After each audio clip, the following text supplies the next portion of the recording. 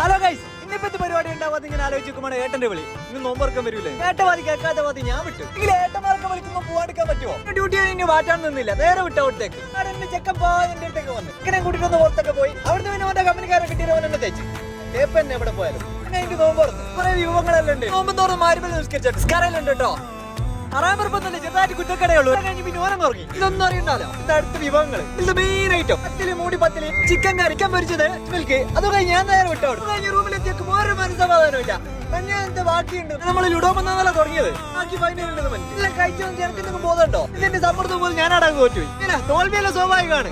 എന്താ വെച്ചാൽ ഇങ്ങനെ ഊക്കൊന്നും വേണ്ടിയൊന്നുമില്ലേനു. ഊക്കുന്നാണെങ്കിൽ കുഴപ്പമില്ല, ഫുൾ പാർട്ടിന്റെ വക തന്നെ. എന്തെല്ലാം വാങ്ങിക്കുക അതിനെല്ലാം ഫുൾ ബില്ല് ഞാൻ തന്നെ കൊടുക്കണം. നമ്മളധികം മിണ്ടാൻ പോയില്ല. ഇതേ മുണ്ടിട്ടുള്ള ഊക്കും കൂടി വാങ്ങണ്ടല്ലോ വെച്ചിട്ട് അപ്പൊ നോക്കുന്നതാണ് ഇതെല്ലാം. ഇഷമീലിന്റെ ഷാഫിന്റെ ചിരി കണ്ട വേക്കും കോമഡി പറഞ്ഞിരിക്കുന്ന തലങ്ങും ബലങ്ങും നിന്ന് തന്നെ നോക്കുന്ന. പിന്നെ കണ്ട ഒരു ആർബി ലുക്കല്ലുണ്ടോ? കാട്ടറവി കേട്ടോ. നെക്സ്റ്റ് വീഡിയോ കാണാം.